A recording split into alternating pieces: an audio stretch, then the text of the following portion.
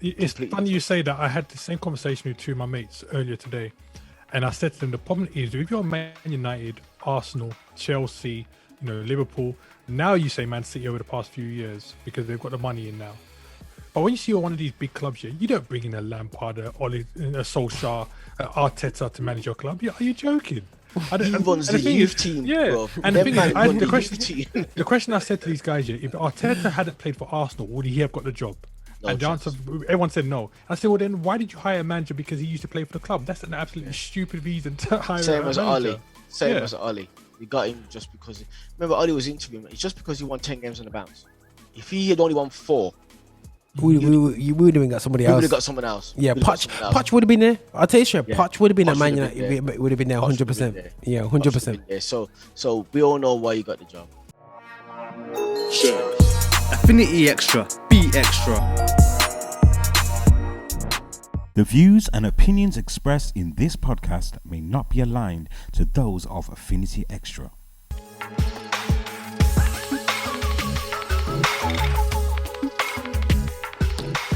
Yeah, guys, and the few ladies out there that actually listen to the show. This is Roger here on the Roger Van Moorinho Show, and I'm alongside my esteemed guest. We've got more guests coming in later on in the show as we go on, because we have to do this anyway. So we had a long time always active in the group, man, but finally getting back on the Zoom. That Skipper, man, I'm saying, aka Richard Daley still, yeah. So great to have him there. On?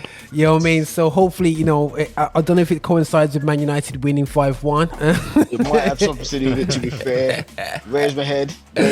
Listen, man, it's a crazy weekend. But Melo's coming in today, so what I'm going to try and do, I'm going to try and hang fire before he comes in. But I want to have, you know what I'm saying? So I have no problem, just going through a few things going on there. So what I'm going to do, I'm going to kick off first and foremost. We never had skipping the last conversation. We're looking into the transfer market and what on earth is going on with the transfer market. So we're going to kick off with the transfer market talk because it's getting a bit confusing thanks to Messi. I think Messi's maneuver, I don't know what you guys agree or disagree, messed up Pogba's maneuver to PSG because the wages are taken up now paying for Messi. So sorry Pogba, but Mbappe is maybe on the way out. So there's quite a few things there going on in the transfer market. But first and foremost, will PSG win the Champions League? That's a good question. There's no thinking time needed. That's a good question. I still don't think they will. I think as good as Messi is, I still don't think they will. I still think, don't get me wrong, they've got an amazing spine. Look at the spine of their team. They brought in experience, and obviously they brought in class with Messi. But don't forget they've got Ramos. Donnarumma is a boss man in goal. I just don't know. I just think that there's something about PSG in terms of a mentality that causes them to kind of implode. We've seen it. Whenever they're doing the pressure, man start diving in and get sent off. And I just think there's something. If they can change their mentality, then yeah. But I think that's set from your manager. And the manager, as much as I like him, I do like Poch. Is he a winner? And is he a winner to the point that he's willing to kind of grill certain man and get them to keep their calm and behave themselves? You know what I'm saying? I think they've got all the ability in the world, but they've lost it in days gone by in their head. Now maybe bringing in Ramos and Messi will change that, but for me it's still to be seen. That's me anyway. So I'm sitting on the fence, guys. I'm sorry. I don't always do this, but I'm going to sit on the fence with this one. I don't know because it's the mentality, not the ability. Their ability can't even be questioned. It's just a mindset. Okay, cool. What are you saying, Marx? Yeah, I'm going to agree with that. I don't think they're going to win it. I think PSG, for me, what they have is a team of super players. But as a team, I think the super players have enabled them to do what they've done in France. But I think as a team pushing against some of the more difficult teams, because besides PSG, maybe one or two other teams in France, there isn't anybody really to push them. But when you start coming against the Barca, the Real Madrid, the Man Cities, then you really discover who PSG are about, and they haven't really done much outside of their own country to just make me say, yeah, you know what, these guys have what it takes. the addition of Messi, I think if you see you've got Neymar and Mbappe, you can't win the Champions League. I don't think having Messi is going to make much of a difference. Not to say he's not a great player, but I mean, you know, the problem is not just up front, is it? It's obviously somewhere else in the team. I don't know. I would say that I don't think they're going to win it. Yeah, I'm going to stick with that. I don't think they're going to win. There's something missing that's, like I said, when they're outside of France, that's not really showing. So, okay, right. So I think you guys, I think we all doing a bit of disservice here. This is my first personal opinion. I think we do over the French league, but the French league, team for team, is it as bad as the Bundesliga? I think French teams in the lower half can beat the Bundesliga lower half team. Bayern Munich, when's the last time they lost their league? You know what I mean? Okay, let's flip to Spain. Yeah, let's be real. Not until Simone went to Spain is traditionally. Let's really go back now. Real Madrid and Barcelona's only just come through since we were little kids. Stoichkov and Romario. Really, there was huff and puffing. You know what I mean? It's all about Real Madrid. Then you have it seasonal. You remember Deportivo La Coruña coming in. You had, you remember Valencia had their time, and then Atletico Madrid have the time. So you always have a third team. It's just like the Scottish League. Let's be and I actually we laugh at the Dutch League and the Scottish League and the Belgium League, but really and truly, the French League, their French teams. You got to realize what's the Champions League the year before. 2 French teams got to the semi-finals. PSG and the other one Lyon. Yeah, I believe it was Lyon. Or is it Lyon? Yeah, it was Lyon. You know, and they got some decent teams in there that can get far. So for me, I hear what he's saying. They got some soft teams in there, but you could argue say the Italian league, is that really much better than than the French league? It may be a bit more tougher. Yeah. It's just different types of football. I agree with you. I mean, if you're talking about league for league, then you probably can get more of a balance. But when we're talking about the Champions League, then you're talking about the top 3-4 teams of each. Okay, cool. Of each country.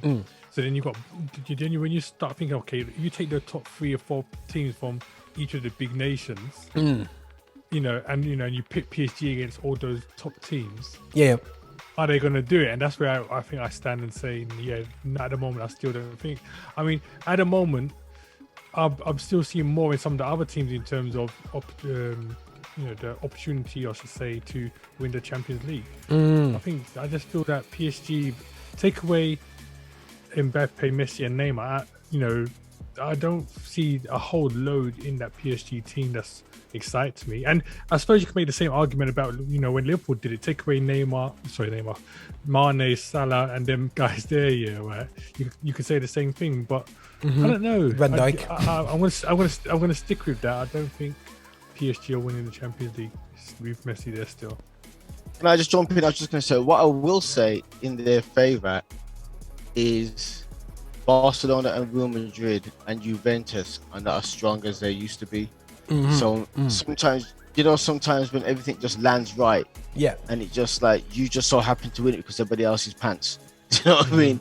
And it could just be a little thing where they may get lucky, but the problem is that Bayern Munich are still Bayern Munich. Do you know what I mean? They're still the best team in Germany, and Bayern Munich will still, harvest the best players from the other German teams and just make a super team as they do every year. That's all they do. Yeah, sure. And the English teams are still strong. Let's be honest.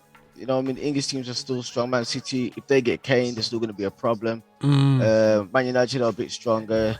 Liverpool are Liverpool. And let's be honest, it was only Liverpool. I mean, I'm a Man United fan, but let's keep it real. Liverpool only had a bad season because they had no defenders. You know what I mean? Put back in them again, and they are probably going to be as good as they were a couple of seasons ago. Potentially. They have the potential. They have the potential to be that Liverpool. Remember, 2 years in a row, they were absolute boss in it. And then they had a bad season because they had no centre halves. Who's to say they can't come back quite easily? We don't know. The chances are they could well do that.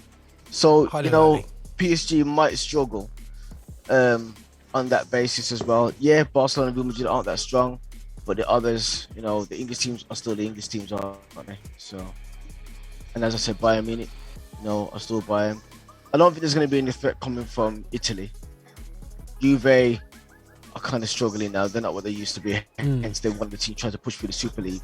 And also, Inter Milan, who won their league, are, you know, they're like imploding, aren't they? So that's a joke, that is. it's sad, man. It's sad, but obviously that's financials, isn't it? That's financials. It's just one of them, isn't it?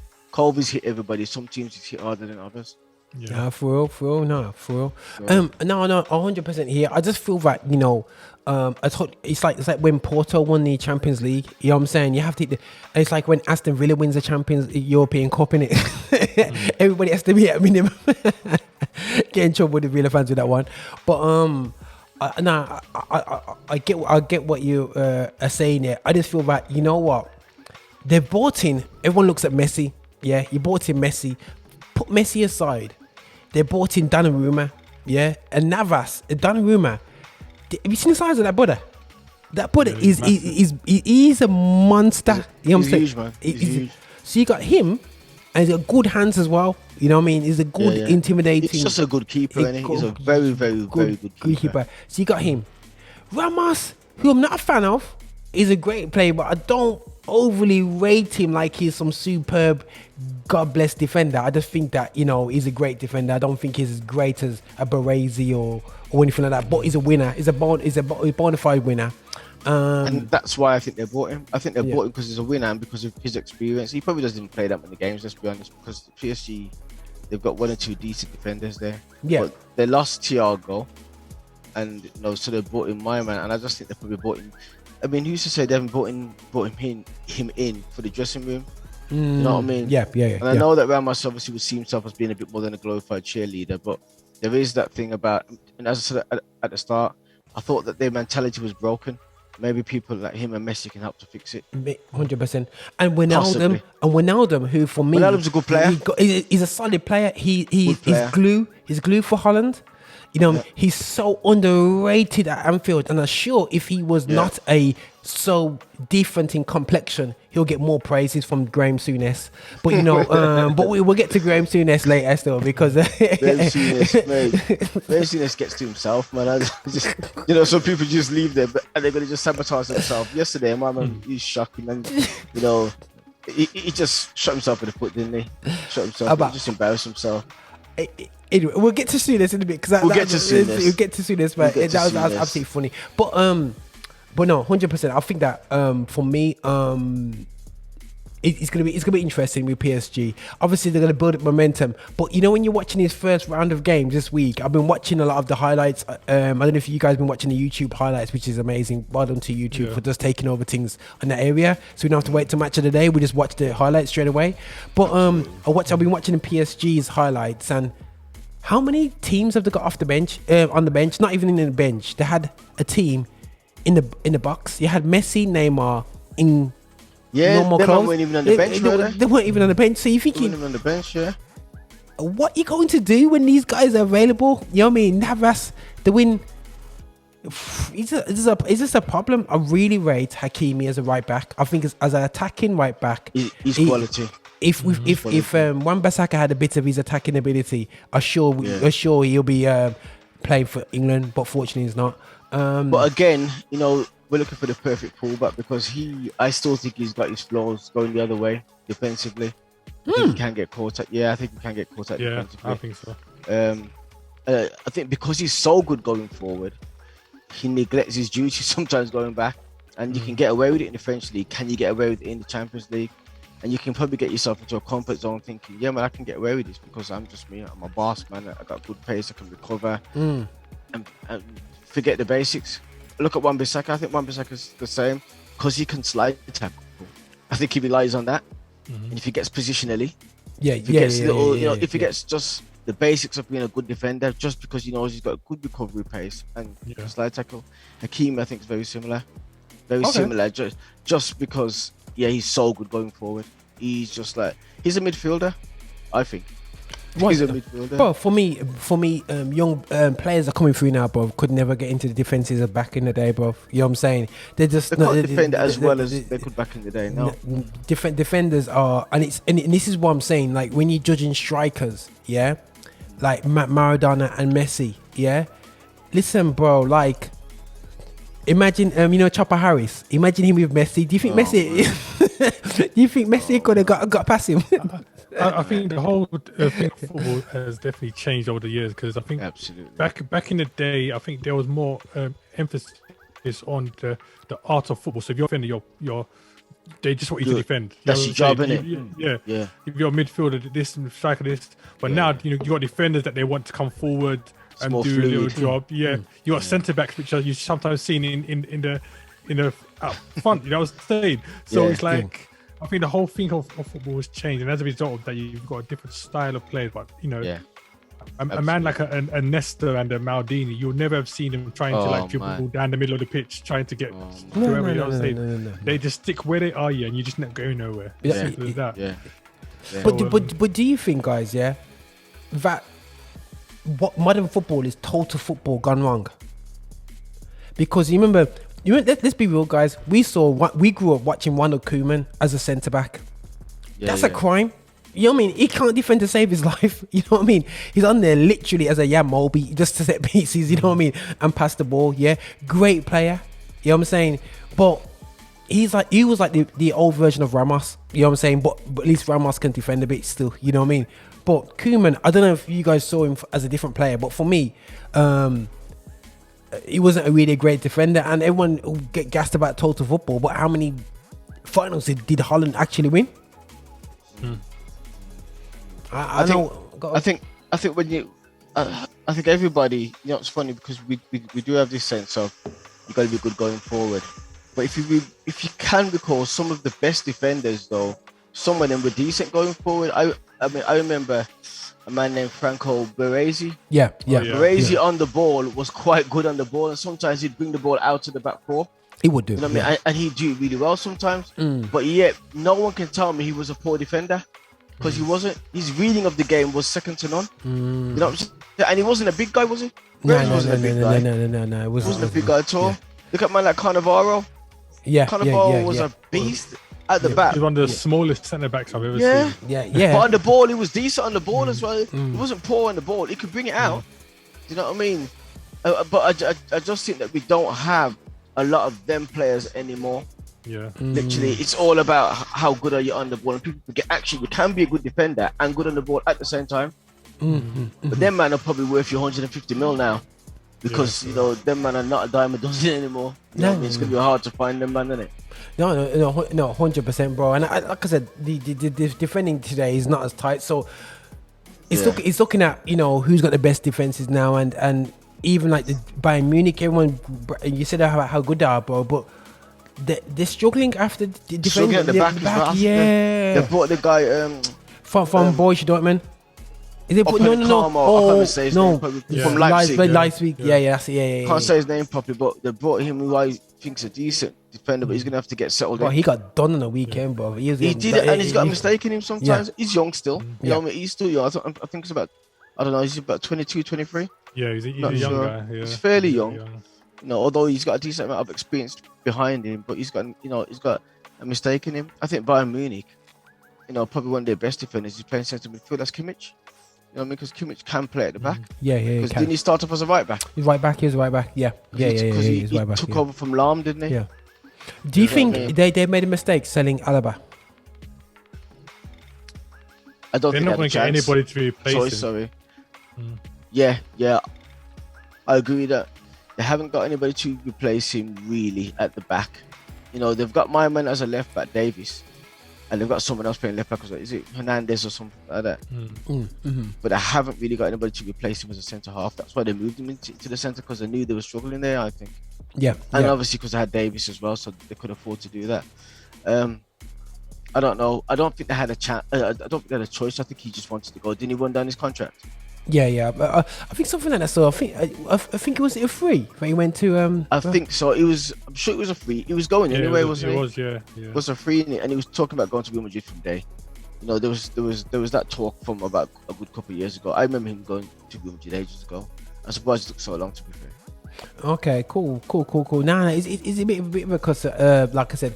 So overall, teams have got a concern. So when we look at the Champions League potential winners, like from the UK,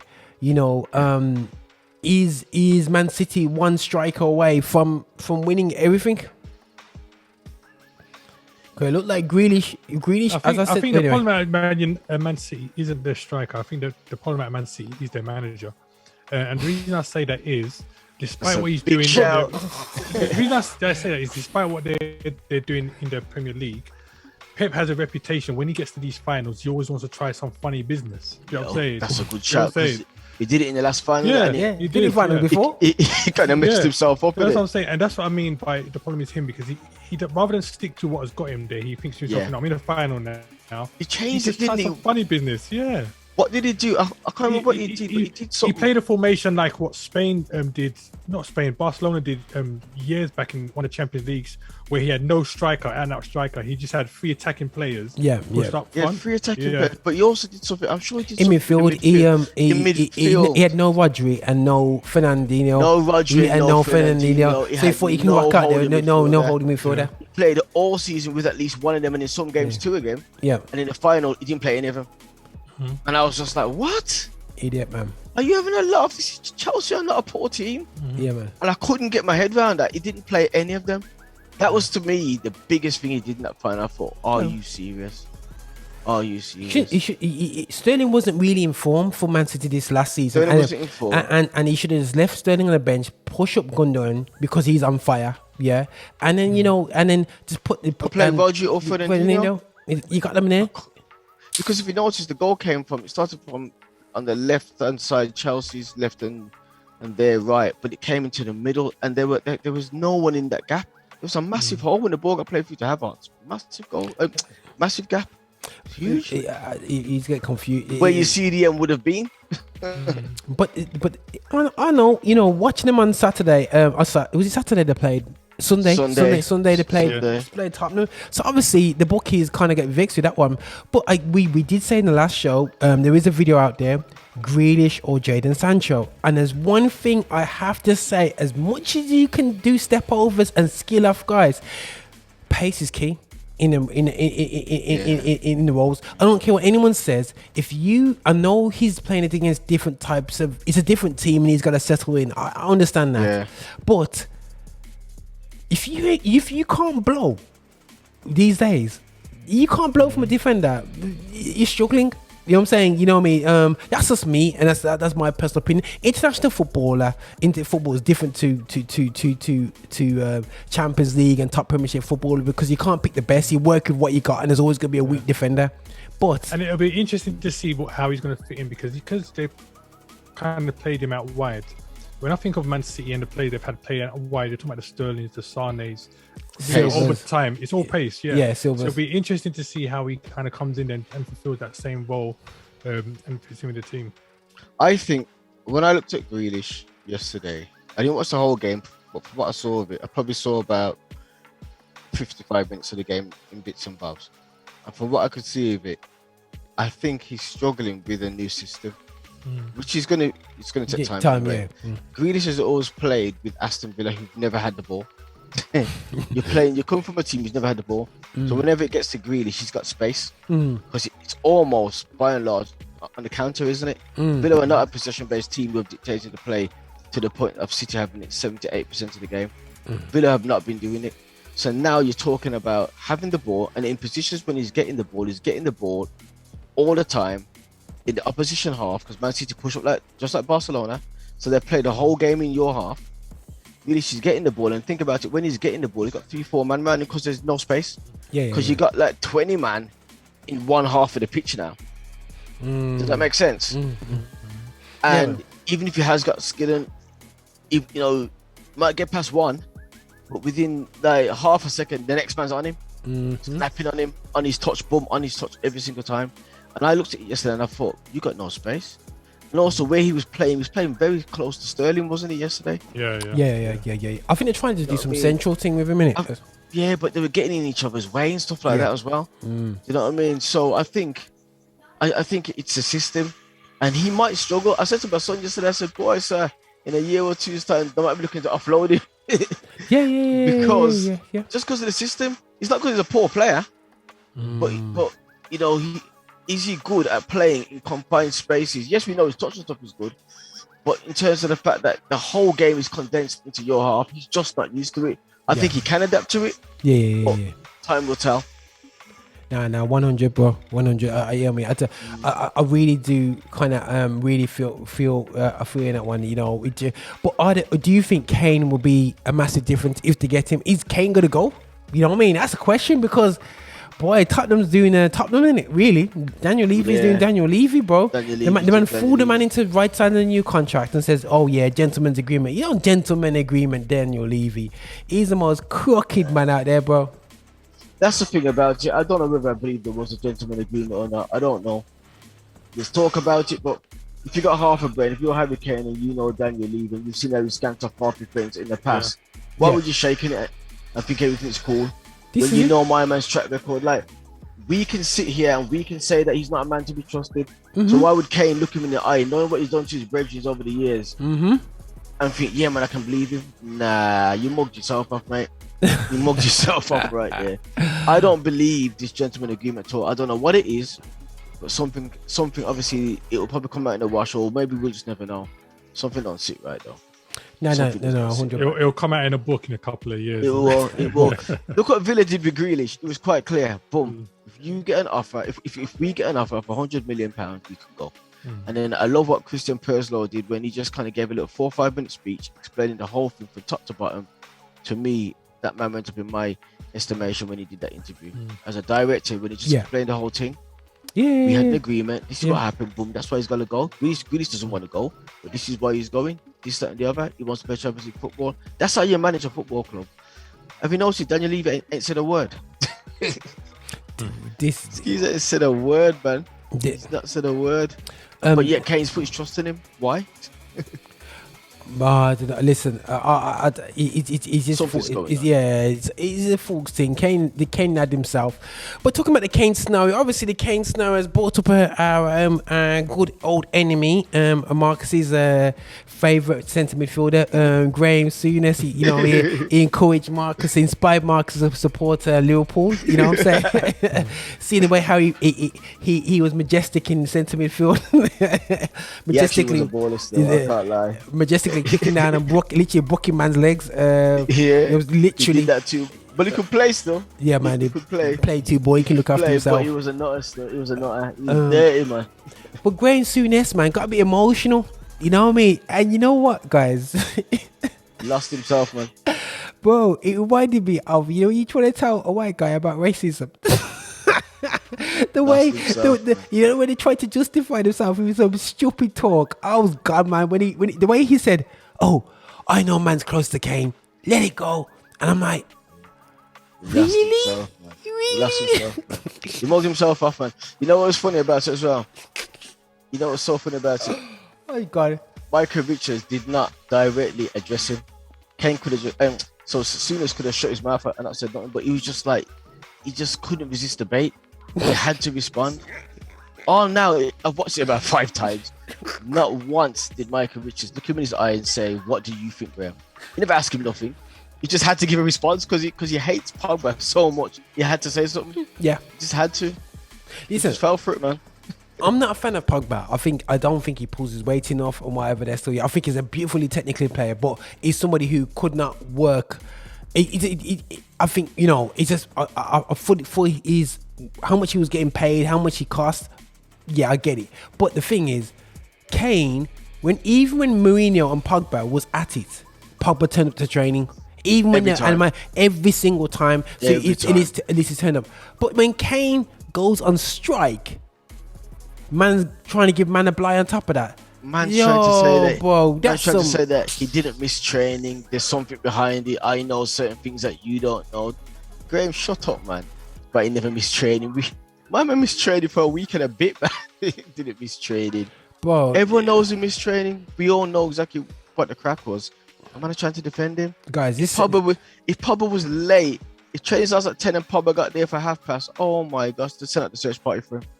Bro, this will be on it.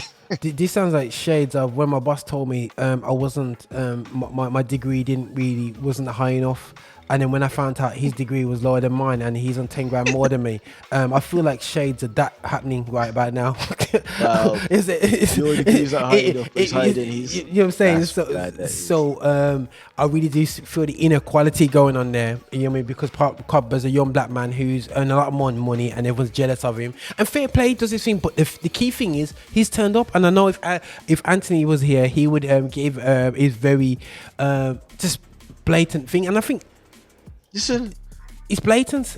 If you notice as well, there was a lot in the body language from Souness. Did you see him turn away, his back on Richards, turn his back on him, disrespected him, disregarded him like he was nothing. Yeah, that looked like some old school thing there. Like, boom, man can't talk to me. I mean, how dare you? I was going to say that as well. Rude, man. I'm glad you said it, because it's rude. What we got to remember is, regardless of whether it's been made public or not, or whatever, even as a Liverpool supporter, I want to say, Souness comes from that old generation. Yeah, man.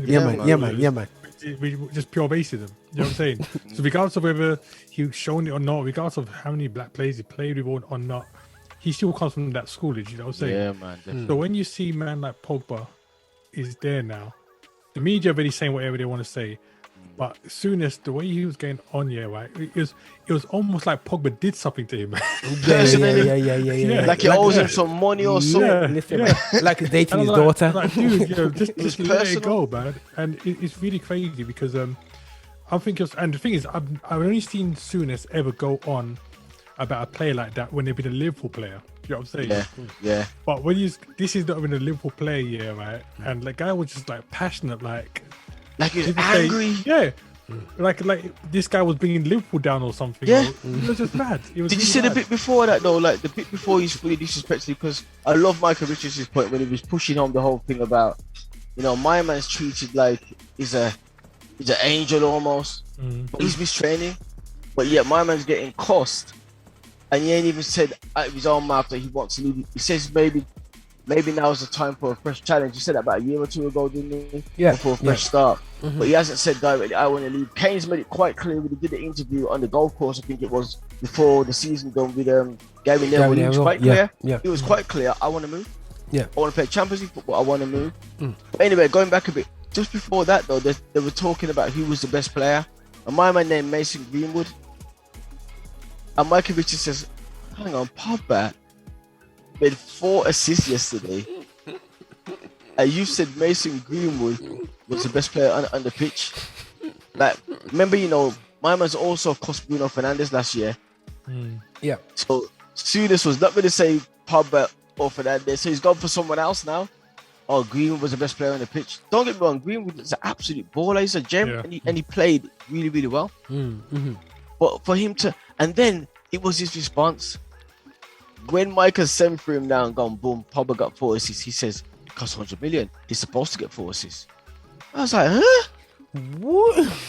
So since when did 4 assists become the norm now? Because from what I'm hearing, the only couple of Arsenal players have done that in the past. It's a rarity. I think it's the first time somebody's done it all in one game, bro. No one's done 4 assists in one game.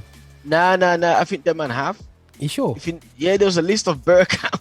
Okay, cool. Yeah. I could be right. There's about 4 or 5 of them that have done 4 assists in one game, but I think it's only happened about 7 times since the Premier League has started back in 1992 or something like that.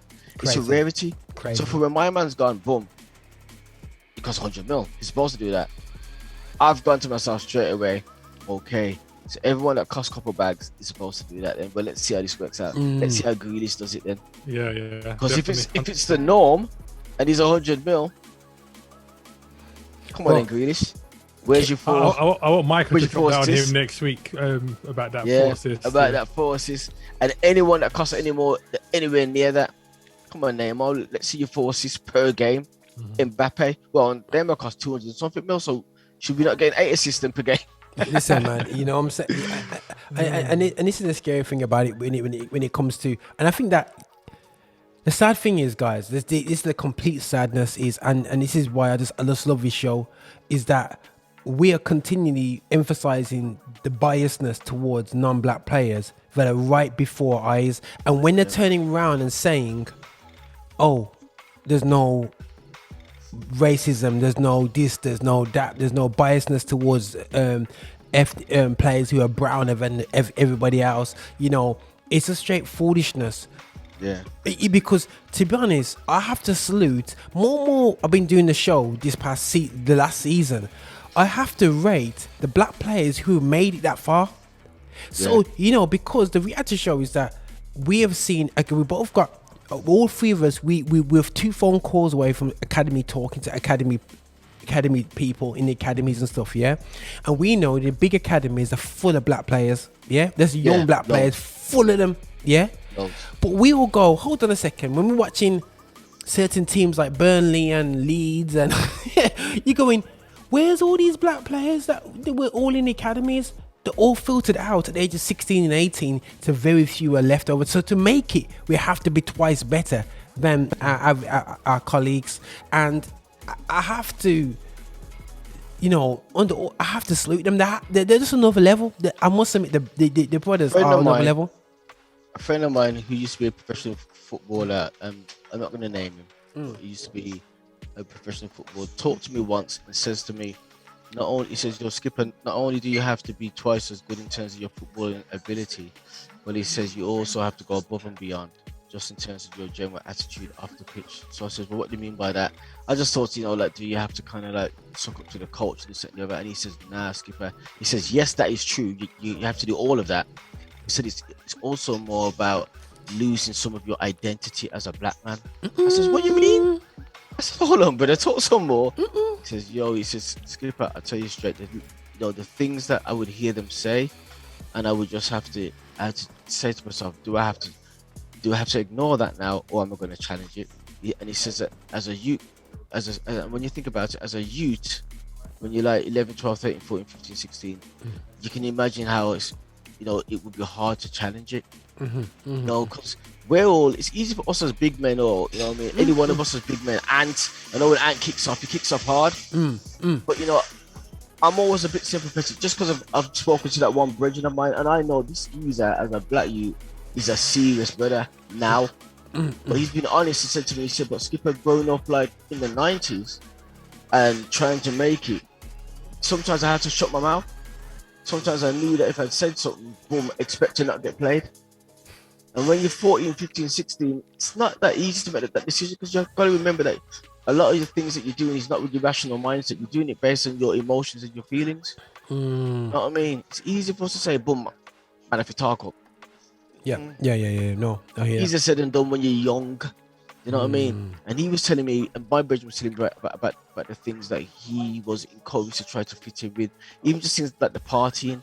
And he says, "Do you know how uncomfortable?" He says something to me that made me laugh. "Do you know how uncomfortable it is to dance to certain music that you don't like?" I was in beats. I was like, "Right." But he says, "But when all the lads are going to a nightclub and dancing a certain way and doing their thing, and you're there trying to fit in, and you're like, I just want to go home, man. I just want to go back to the ends and just chill with my family, or just chill with some of the man, then and just be me." But so he said it's like he felt his identity was being stripped. Okay. Wow. Piece by piece, as a young person. Wow. See what I'm saying? That's hard. That's gonna be hard. And I reckon that now the young people have got it a bit better now coming through. Because you got man that obviously, I mean, the last 2 years or the last year and a bit has given us a platform now, hasn't it? More than we've ever had. I'm not saying it's great, but it's pushed it on a bit in terms of the fact that the agenda has now been, it's now being taught. We've got this show. Yeah. Would we have had this show 10, 15, 20 years ago? Nah. Exactly. No. We haven't. So the culture's changed, the platform's changed, hasn't it? Yeah. But I can also understand it still being difficult, especially as you said, when you're young, when you're 12, 13, 14, there might be lots of black players in your West Broms and your Villas and whatever, in the kind of youth academies. Yeah, man. How many of them are making it when they get older? So some of them are getting sifted out, and then you'll probably find that there's only 2 or 3 of you left.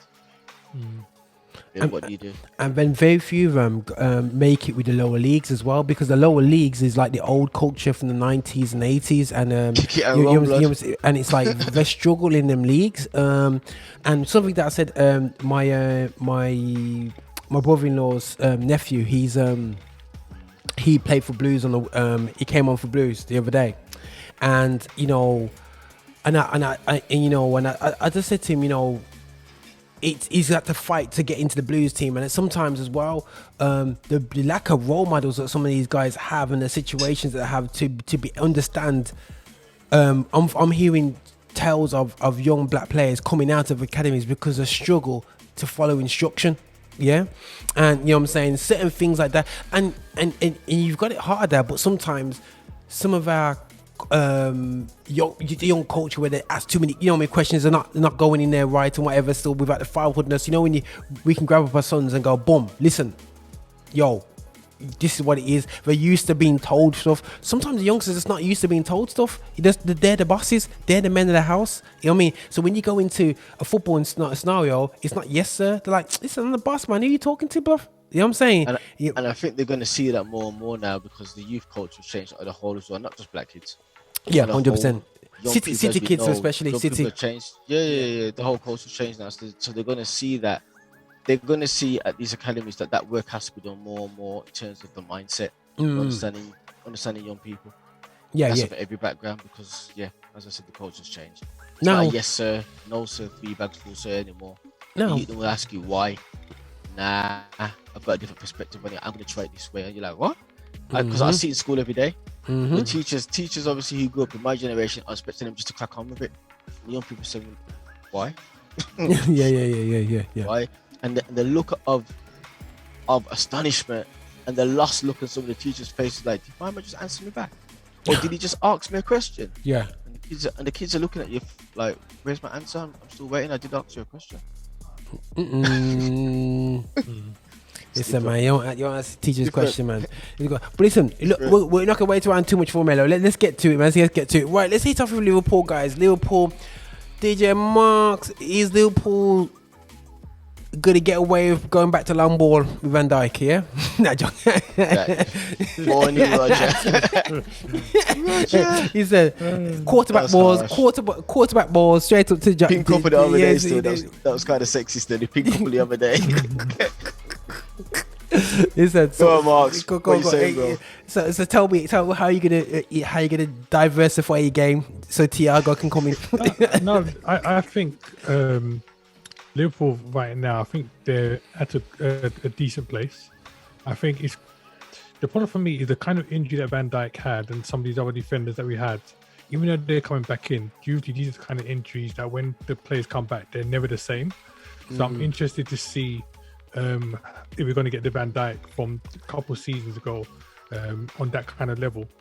I don't like to use it as an excuse about the defender issue we had, but I think Liverpool were the only team that had played 16 different defensive partnerships last season. It was absolutely crazy. But the good thing for me is that we managed to secure some good contracts and kept some guys in. I expected Salah to be out of the door before the start of the season, but he's still there. I think Liverpool. I think we're going to miss Wijnaldum because we underestimate what he actually did in the team, and I don't feel we've brought anybody in or one of them youngsters that I want to see coming up are ready to replace him as yet. But as much as it pains me to say, I don't think Liverpool are winning the title. I do see a top 3 finish. I don't think we're winning the title. I think we still need more because I've said it before. Even when we won the title, a lot of games we got lucky. We just had those guys banging goals, and like if a team scored 4 passes, we score 5. Do you know what I'm saying? So where do you need more, Marx?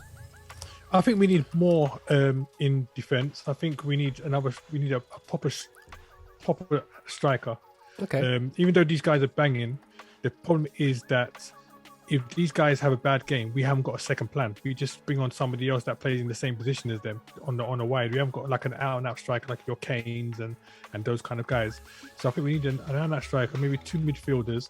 And I would like to see another strong centre-back to go alongside Van Dijk. I think Matip's a decent defender. What, you just bought a defender?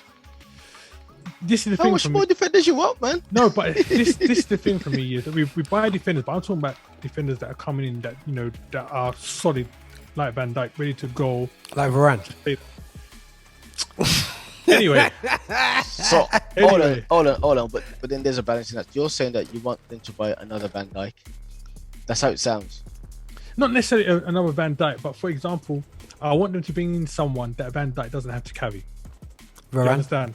So like when we had Gomez, and Matip here, right? Even though Matip's a bit of a decent striker, I almost felt like they were always looking to Van Dijk to lead that. He's a leader. Yeah, and there's nothing wrong with that. I think you need a leader in most positions of the field, but I think you need to be at a place where that your Van Dijk's having an off game. Yeah, you can step up. There. Yeah, you don't need someone. And you don't see it. Okay, so it's not even so much having another one that can play a ball or that was quick or that's 6'4" or whatever. You just want another leader. Yeah, quality leader. Yeah, a quality leader, someone but that knows. I hear that. To hold that position, you know what I'm saying? Yeah, that's the thing for me, mate. But you've said that you kind of need about 4 more players, and you know what I think? I actually think that you could do with a striker definitely because Firmino is a bit. I'm not sure. He might find his old form again, but I don't know. Yeah. I think you could do with a striker, but I think Wijnaldum. I think you've touched the nail on the head there. Wijnaldum is the one because if you notice, Liverpool again a bit like City played their game in your half, and it's because the front three pressed you so well. Won the ball back, and within 2 touches, they're on the edge of your box. Yeah, and they're banging off. Do you know what I mean? However, you also have to go back a bit, and you have to think clearly. Wijnaldum was following that press real closely. Yeah, 100%. Yeah. So if they got past Firmino and them 3 at the front, Wijnaldum was the next level. And that was before they got to Fabinho and stuff. It was Wijnaldum every time. And that geezer gave them so much going forward and back as well. Yeah. They have to replace him. Now, Thiago can't replace him. No. Oxlade-Chamberlain, sadly, as much as I like him, can't replace him. He's not that level. The only one you probably got as close is maybe Keita. Keita's injury prone. But and that's what I was about to say. That's the only thing. Keita, when we bought him, we bought him because he was doing bits before he came. Yeah, man. Was that. Levels. But we haven't seen even close to the best of him since he's come. He's been so injured. It's like we'll get a few games in. We might see a few glimpses, but then he's not even had 10 games on the bounce, has he? Yeah, no, not at all. And I think you need that, especially coming to a different country. I think you need at least 8 to 10 games on the bounce. So you can settle. So you can say, well, so you can sit and say, well, boom, I'm here now. Yeah. If Keita gets that, obviously he started the game the other day. If he gets that, then we might see. Yeah. Because he's the one that I think is the closest to Wijnaldum, I think.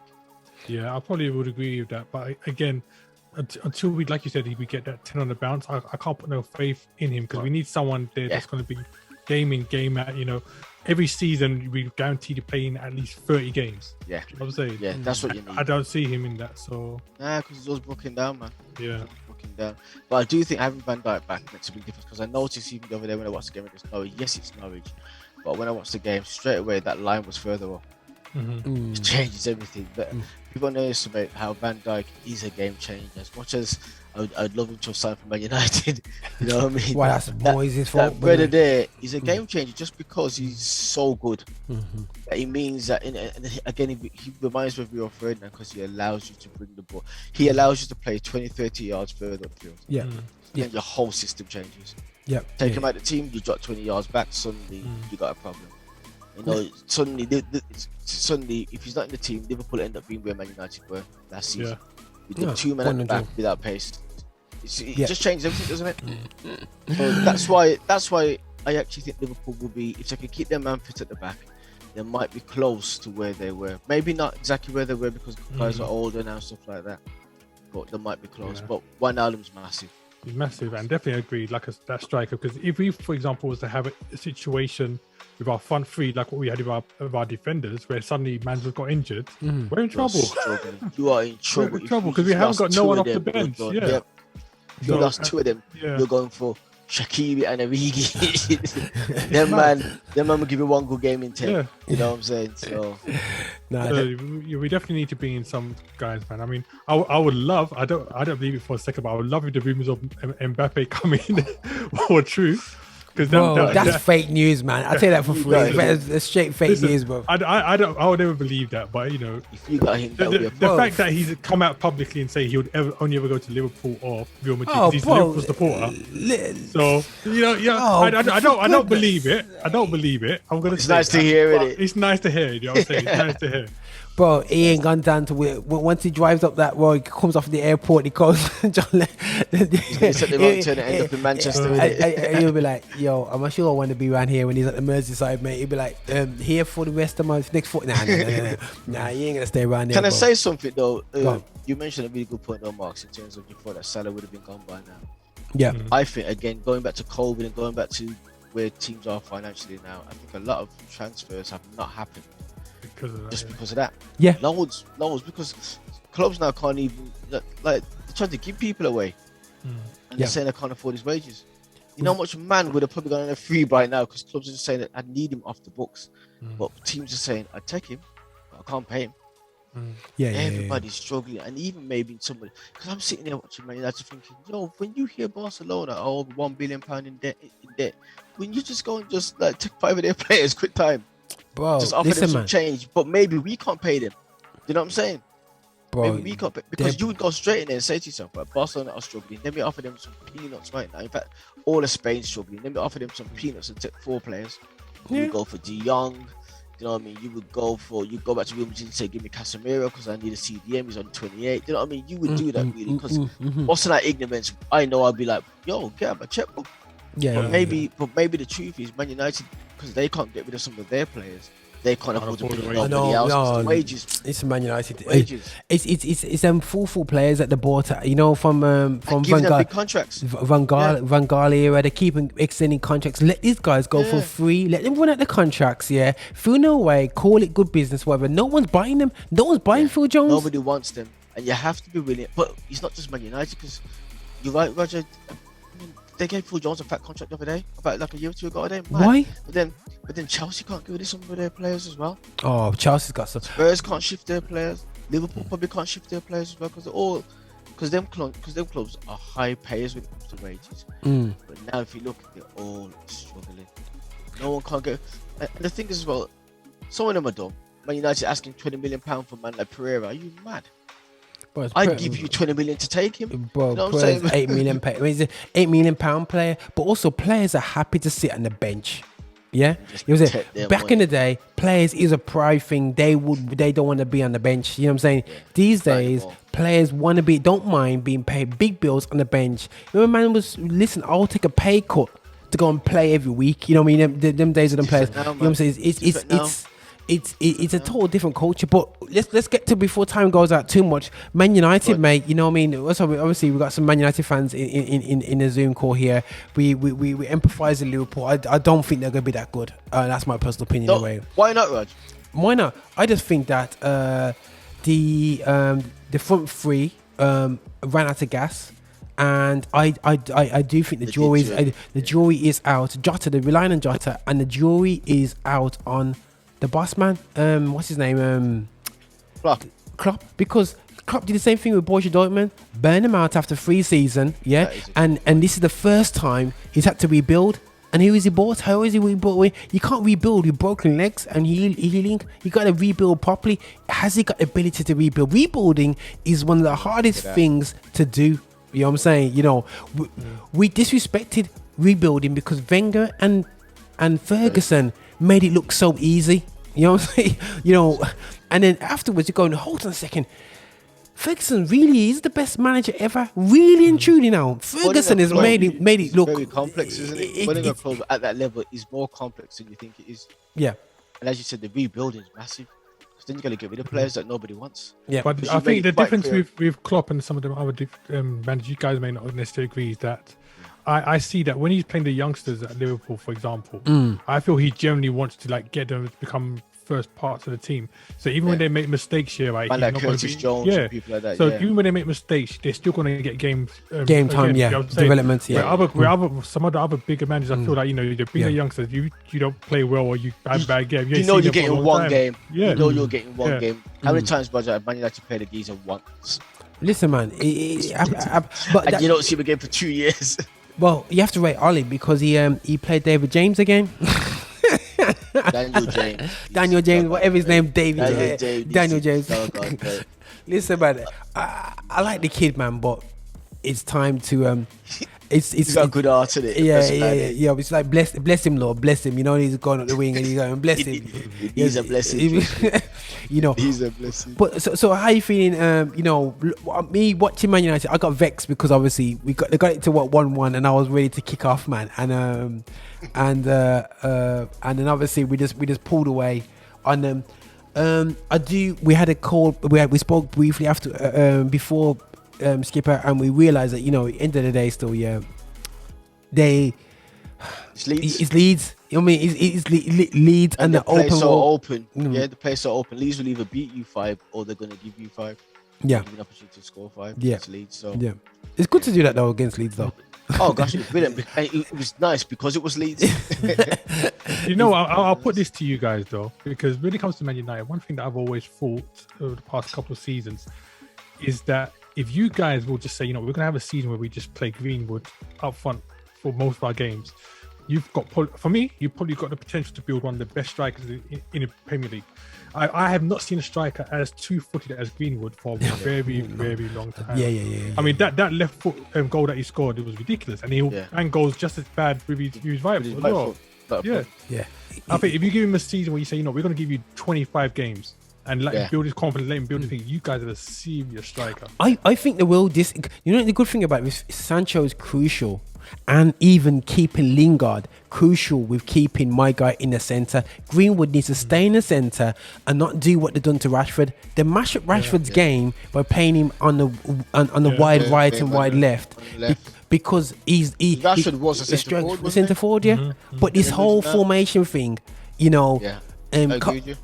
And they need to sell Martial. To sell Martial is surplus. So we're going to sell that brother to Arsenal. Arsenal, blood. the upside, you know. He's done. And the thing about it, what makes him so done for me is just his mentality. It's not his ability to it's his mentality, man.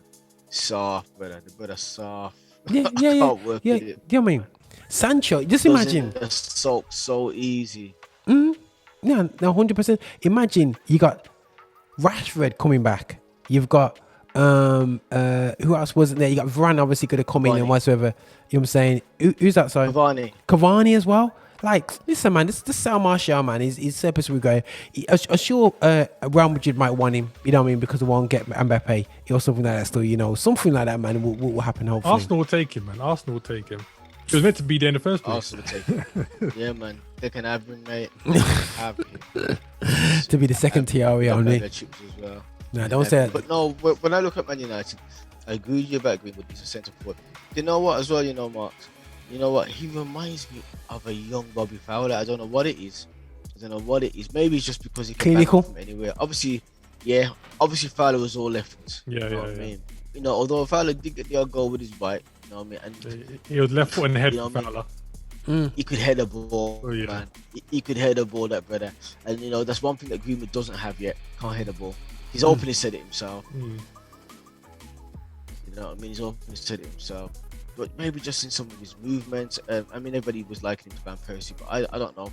When I look at him, maybe because I used to love Bobby Fowler, maybe I'm a bit biased. Fowler was the man. He was so clinical at a young age, but he was ridiculous. And I look at Greenwood and I think the same thing as you. Give him 10, 15 games. Let him just fly, man. The other day, he was amazing. Absolutely amazing. But this is when he needs a squad though, because for me, I hear what you're saying in terms of giving him the games, but there's something about the pressure. Is it that the mental pressure in the Premiership is just different to how it used to be, where, you know, when we had we used to have 13-man squads, literally 13-man squads with 2 man off, whatever, and everybody's getting tired together. The problem is this: you got Chelsea, they can bring in a man, and when he's 100% fresh, and no matter how good you are as a big baller, 100% fresh baller that's hungry will always be better than you. And that's the problem now in the Premiership now. The squads, Man City squad is ridiculous. Apart from the striking position, that's the only position is the weakness. They even got 2 decent goalkeepers. But that's why your squad game's key, Raj. That's why your squad game is key, because you look at Man City and everybody's always, we've always said it over the last couple of years that they have got 2 teams in the league. You know what I mean? And we've known that for a while, and it's only now Chelsea and Man United are getting close to that, but still not at the Man City level in terms of the squad. Because we've still got Dan James. That's a problem for me. Chelsea should have been doing bits for a long time, because I think at one point Chelsea had more players out on loan than any team in the whole Premiership. It was ridiculous. 35 man on loan. You know, guys that end up turning out into being beasts at other clubs. You know what I'm saying? Chelsea should have been doing some. They should have about time. Squad. It's about time. No. Chelsea, so you know, Chelsea's squad is ridiculous now. Ours is decent, and Man City's is obviously still the best. I do question our manager, Ollie. Yeah, I still think he's suspect. Some of his decision making is really, really poor, I think.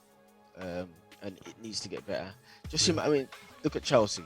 Lampard goes, they're bringing a proper manager, bang, Champions League. Just imagine if we had a proper manager. Just imagine if we had got Ancelotti. Yeah. It's funny you say that. I had the same conversation with two of my mates earlier today. And I said to them, the problem is if you're Man United, Arsenal, Chelsea, Liverpool, now you say Man City over the past few years because they've got the money in now. But when you see one of these big clubs here, you don't bring in a Lampard, a Solskjaer, Arteta to manage your club. Are you joking? He runs the youth team, bro. And the question I said to these guys here, if Arteta hadn't played for Arsenal, would he have got the job? No and the answer, everyone said no. I said, well, then why did you hire a manager because he used to play for the club? That's an absolutely stupid reason to hire a manager. Same as Ollie. We got him just because. Remember, Ollie was interviewing. It's just because he won 10 games on the bounce. If he had only won 4, you would have got somebody else. We would have got someone else. Yeah, Poch would have been there. I'll tell you straight, Poch would have been at Man United. Would have been there 100%. Yeah, 100%. So we all know why you got the job. It's painfully clear why you got the job. And I do like the fact that they kind of, I don't know whether it's because of casting trying to save it or because they can control him. I like the fact that they've stuck with him to some degree, even though I think I'd rather them stick with someone else, just because I think we needed some consistency. And I do like the fact that he got rid of some players who we needed to get rid of. But I think that there's some more that need to go, man. So Man United got so much deadwood, but again, I said it 10 minutes ago. A lot of teams have got deadwood, and they can't shift them. Do you know what? Do you think that the whole reason Martial's still there, especially with Ollie as manager? Because if I remember right, Martial was a player that Ferguson loved. Yeah, he did. He did love him. And we know how much influence he has. So I'm wondering if that's got anything to do with it. He's still in charge somewhere, innit? I think Martial is still there because he had a good season. Good season, 2 seasons ago. Or last. He got 17, 18 goals. He created about 10, 15 assists or whatever. 10, 12 assists, and he did well. Let's be honest, he did have a good season. He did well, Rashford, but he was still lazy. Rashford and Green with the three of them. The three of them did well. Last season he was shocking, 3-4 goals. So everyone knows this is his last chance. If he flops this season, he's gone. He's simply gone. You can't flop. You can't be Man United number 9 and flop 2 years in a row. Absolutely no chance. I don't care who your manager is. He'll be gone. He'll be gone. And I wouldn't be surprised if he's gone by January. If he's poor between now and January, he's gone. There's no need to keep him. Because we've got so much attacking play going forward, he'll be gone. And you can take Dan James with him as well. I don't mind losing 2 for the price of 1. But there'll be teams for him though with Martial. There will be teams for him because because he's a half decent player. I just don't think the Premiership on his day. Premiership does not suit his style of football. You know that the whole. You remember, guys? Listen, man. We're coming from the times where players like Icardi. I saw him score the other day. Icardi would never work in the Premiership now. Back in the day, Icardi is like a Alan Smith. Remember Lee Chapman? You know them guys there? All they do is put the ball in the back of the net. That's all they do all game. You know what I'm saying? They're not bothered about no running up and chasing after defenders. They just put the ball in the back of the net. Martial needs to go to Spain. He'd be sick in Spain. Yeah. I think he would be a problem in Spain. I can see him doing really well there. You know what I mean? Just because he's got a bit more time on the ball, he can dribble, he'd love the lifestyle. He'd be a star over there. I think he could do well in the Premier League as well, but at a club with less pressure. You know what I'm saying? Yes, that's a good shout. So, when you look at where he's the main man as well. Yeah. If he was to go to a team like a Newcastle or West Ham or Southampton. One of them kind of teams, or even Arsenal now. To tell the truth, trust me. Come on, man, swiping at him when he's not here. You know, man. Great at Arsenal. It'd be amazing at Arsenal. Listen, man, it'll be good. But you have to say, I'm going to flip over to Spain slightly. I'm not going to go too in depth without Melo and Anthony in terms of all the things. But let's flip over because before you do that, I need to give a shout out to one guy. Yeah, go on. Mikel Antonio. The guy is now, right? Yeah. The top goal scorer alongside Paulo Di Canio at West Ham. I'm giving him some of these. Wow. Some of these. Yeah. 47 goals, is it, or something like that? Yeah. Listen, mate. Did you hear about his tweet? His tweet about Apparently after getting to 47 goals last night, he sent out a tweet saying not bad for a right back. Yeah. He came in as a right back, That's man. what he started. He said not bad for a right Yeah. back, and I had to laugh. I was like, yo, this geezer serious. He played right back, he played right midfield, he played wing back, Yeah. he's played all over the place. He's turned himself, and now when I see him with the number 9 on his back, I'm like, yo, absolutely, because You have to. that's graft. Yeah, no, 100%. That is He put absolute he graft. put it in, So, man. He put it That's in. a good shout out for that, Marx. Yeah, man. Good shout out. Roger, just before as well, I just wanted to say as well, because you mentioned Martial, do I think would have been gone? I think I did hear somewhere or read somewhere that a lot of teams, although they can't shift players, kind of wanting to keep players because of COVID, because they don't know at any That's point it. Yeah. when 5-6 players are going to go down because we're in a bubble. Yeah. So they kind of have to keep a big squad this year. So that may be in the back. In fact, you know what? It's not even no maybe about it. As a manager managing this season, that has to be on your mind. Look how Man United had to miss the preseason game against Preston, was it? Yeah, because of COVID. And that was just in case there was an outbreak in the first team. In the end, everybody was nice, but that could have been 8 players down. And then you're gonna be saying, how come my man sold Dan James and Martial? Why would he do that? And Colby's around the corner. Yeah. No, true. No, that's that. No, 100%. That's definitely. I read it somewhere, and I just thought I just mentioned it. Yeah. No, 100%, man. And going back to Antonio, I suppose Alf Garnett is there smiling right now when he's seeing a black player be top goals and catching up the can. Alf Garnett. Yes, he always there.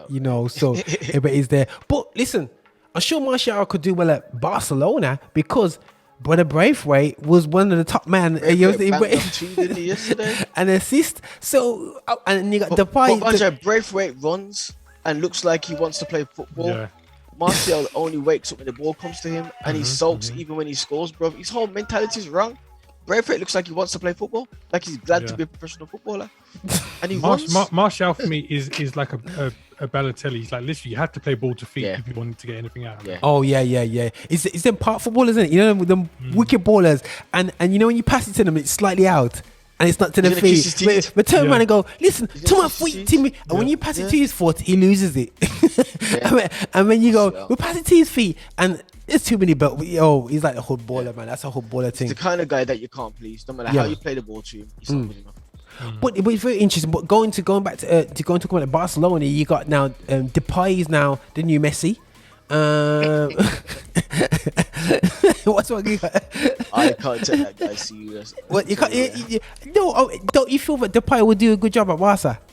Probably will. I don't rate him though. What? I don't rate him. What? I don't rate him like how Nuffman rate him. No.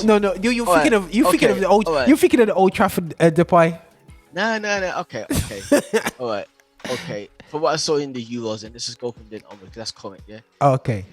Is he fast? Because you mentioned pace is key. No, he's not fast.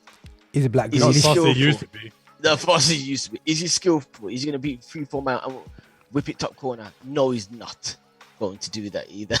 You tell me then. Rather than me hammer the geezer, what's he got to his game, Roger? So he's a black Grealish then. He's a black. Man said he's a black Grealish. Depay is the black Grealish, guys. You know what I mean? He's just got big calves and some nice tattoos. That's about it. I mean, I can't. You know what? He's the kind of guy that I want to like. Don't get me wrong, because he seems like a nice guy. I want to like him, but as a footballer, I'm thinking, what have you really got? Are you there just because you're Dutch? Like Koeman's Dutch? Yeah, I think so. And I think what we got. That's not nice, man. Right now, I think he's lived on the hype of some stuff he's done at his previous team, but. That's his level. Right now, Barcelona, they have a good amount of attacking players because they've still got Dembele, they've still got Fatty and all them. Griezmann's there. Griezmann, Braithwaite. Pedro Gonzalez. They've got some proper guys there. I was saying. Ballers. Got some ballers. No, I mean, you have Sergio Aguero. Oh my goodness sake! Oh yeah. Yeah. That's a decent team, you know. Who's injured again for 12 weeks, but we don't talk about that. Oh lordy! So if Depay doesn't start banging, they're not going to worry about switching him out. He's going to have to hold a bench quite easily. That does sound quite decent, but again, guys, you have to say 4 seasons ago, I have to keep on saying this. I cannot believe Braithwaite is and no offense to Braithwaite, he was playing for Middlesbrough and everybody thought he was, is it Middlesbrough or Sunderland? Is Middlesbrough. Middlesbrough, wasn't it? Yeah, Middlesbrough. Yeah. And it's like Lewandowski. Yeah, you got these ballers. Lewandowski couldn't even make it at Blackburn. He went for trials at Blackburn or something, innit? And not even that. Look at Gnabry, wasn't it West Brom and Arsenal? The thing is, Braithwaite had 2 spells at Middlesbrough because I think he let me see. Yeah. So he went to Bordeaux, he went back to Middlesbrough. And then he went to Leganes. So he's not been anywhere top, and then now he's at Barca. Do you know what I'm saying? Just because they had because of technicality as well, because it was after the transfer and they just needed a striker in, and he was the only one who was willing to go. Body in the building. That's all it is. And you know what, guys? It is about somebody. I was talking to my friend. He said, "Listen, a lot of these footballers is about luck, being in the right place at the right time. Timing, innit? It's timing. Time is It's just like time is massive. you cannot time it. But and you know what? You get the opportunity. Everybody thought he was out. He'll be out by the end of the season, and he's been undroppable, unkick-outable. That's why when people say, "Oh no, there's no loyalty in football," I'm like that done a long time ago. When clubs got to sack you off, clubs will get rid of you. At the same time, players got to think to themselves, it's a short lifespan as a footballer. If the timing's right and I get an opportunity to go Real Madrid or Barca and go live in the sun and go and get paid. Oh, has he lost the reception there? Ooh, Richard, no. Timing may not come around again. Okay, cool. Look what they said about Frank Lampard. They said that about Frank Lampard, didn't they? In terms of the fact that he should never have gone to Chelsea. You mad? Yeah. Just do it, isn't it? Just do it. Time is everything, isn't it? Yeah, true. No, it's true. Now, 100%, man. But guys, I'm gonna round it off today still. So, guys, I just want to conclude everything today. Richard, is still there with us? Because I think that your internet's a bit slower. Yeah, cool. I'm here. Yeah. I'm here. The internet just went funny. Yeah, that's cool. Right, on the bare games where we can spend all day commenting on the games because we've seen the highlights and whatever, and it's fantastic, man. You can go on YouTube, check out the highlights all around Europe and whatsoever. Are you concerned about Man City's ability to maintain this year's Premier League? No. Okay, cool. I'm not concerned. I'll tell you why I'm not concerned is because Man City did what they did without Aguero being up front all last season. And they've still pretty much got the same team there, and all they've done is strengthen it. Do you know what I'm saying? So I think Man City are gonna do the same thing again this season. If Man City don't win the title, actually giving it to United or Chelsea. Yeah, no, 100%. It's gonna be interesting, and I'm not gonna ask for the 1, 2, 3 of everybody because because I think that would be totally unfair right now because I think Tottenham is not gonna be ending up in the top 6, 7, 8, 9, 10. I don't believe. You know what I mean? I think they got fortunate against Chelsea. I think they'll be very, very about. So I think they got a fantastic manager, and we have to salute a brown manager because he's not waving that flag too hard, but you know what, still a brother, he's doing really well, and I know he's not really, but it's good to see him really manage things well outside of Wolverhampton Wanderers, and that's Nuno. He's doing a really great job. Patrick Vieira flopped on his first game, but that's Chelsea, so we give him a bye there still anyway. So we'll see how things turn out. So the next refixtures is Liverpool versus Burnley. Liverpool win. Aston Villa versus Newcastle. That'll be interesting. I would expect a Villa win there. Yeah. They need to fix up from the other day. Yeah, 100%. Crystal Palace versus Brentford. Now that's going to be a fight. Yeah, that's going to be a good game. It's going to be it's going to be a good game because they're kind of local rivals-ish, aren't they? That's going to be an interesting one, man. You got Leeds, Everton. That's the mid-table fight. Ooh. Yeah, that'd be good. Man City, Norwich. Right, guys, you want to open up a book here? He's going for 8-1.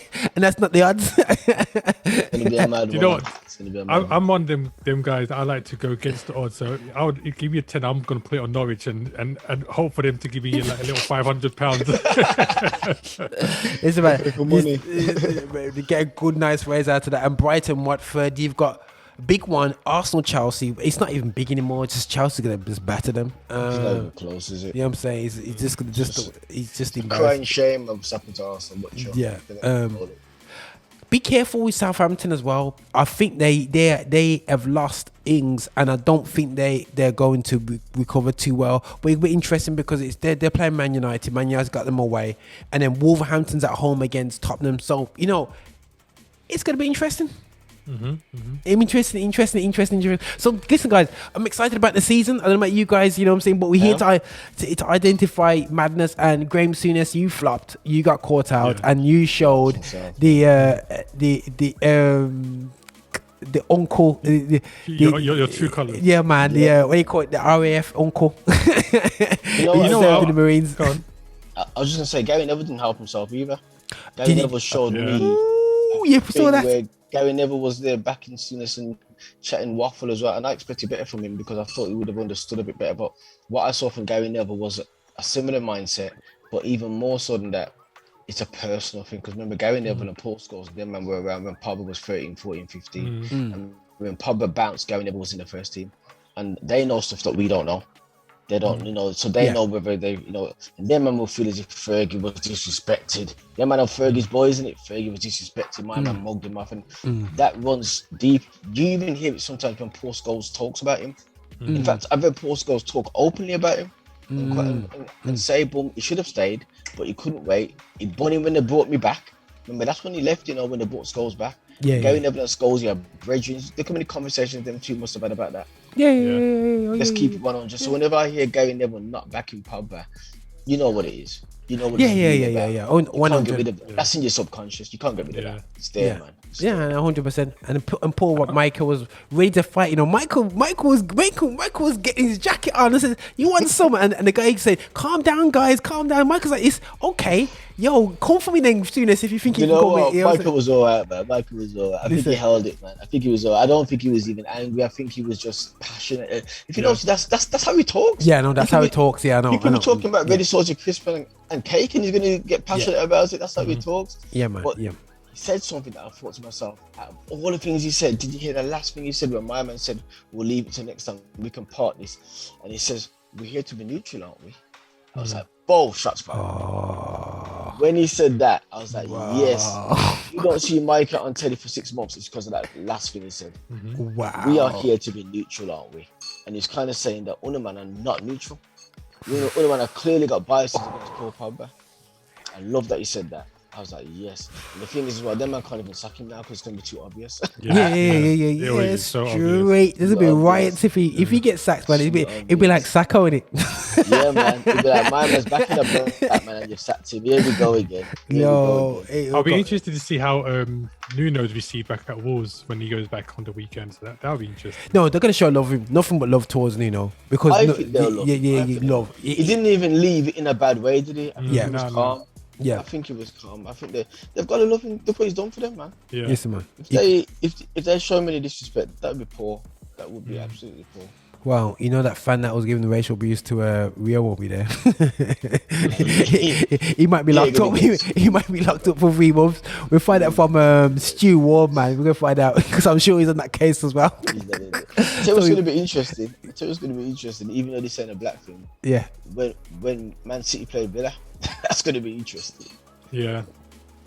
That's gonna be that. Yeah. Because the Villa fans, although they love Grealish, a lot of them, the fans that I've seen on socials are vexed with him still. Yeah, no, they're angry. Yeah. They're angry, man. They can't let it go. For me, I'm like, the keys needs to go, man. Play 4 or 5 years at Man City, and I bet he'll be back. For me, I'm calm with it. And maybe I'm calm with it because I'm not a Villa fan, but I can see why he's gone. It makes sense to me from the outside. Them Villa fans are not having it, man. No. They look at Grealish how some of the Liverpool fans looked at Gerrard. It's like, Gerrard, they could not let that guy go. Mate, Threatening, man, everything. Sending my man to his yard. Gerrard should have left. He should have left Liverpool. He should have. I left. know that Gerrard deep down he regrets it. He must. Yeah. Must do, man. Because he would have won a title if he had gone. Listen, bro, it's a Kane situation. He, you know what I mean? As far as I'm concerned, he would have cleaned up at Chelsea. If he went Chelsea, oh my, him and Essien in midfield. Oh, bro, it's over. Bro, you just tell everyone to sit down, man. Just let them run all And over the you. thing about it as well, again, I go back to what I said. I can't understand some footballers. Look how Robbie Fowler was loved by Liverpool. They loved him until they didn't anymore. Until they had Michael Owen and they sacked him off. Fowler was like, didn't they even call him God up there? Yeah. But look how they got rid of him like it was nothing. Yeah. Nothing. Gerrard should have used his brain and remembered that and thought, you know what, let me go. I'm going to go and then I can win. I can do what Teddy Sheringham did. Leave Spurs, 4 years, win bare trophies, come back to Spurs. Gerrard could have done the same thing and come back as a hero, but he didn't. Stupid. Yeah, man.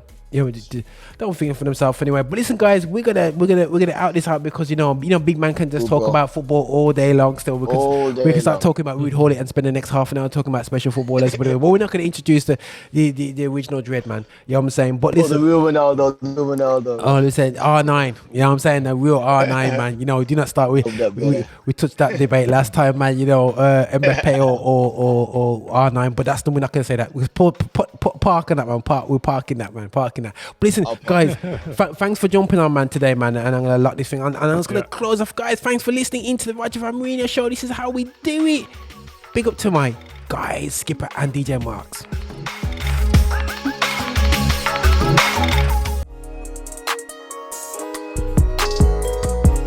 Visit us for updates and shows at affinityextra.co.uk.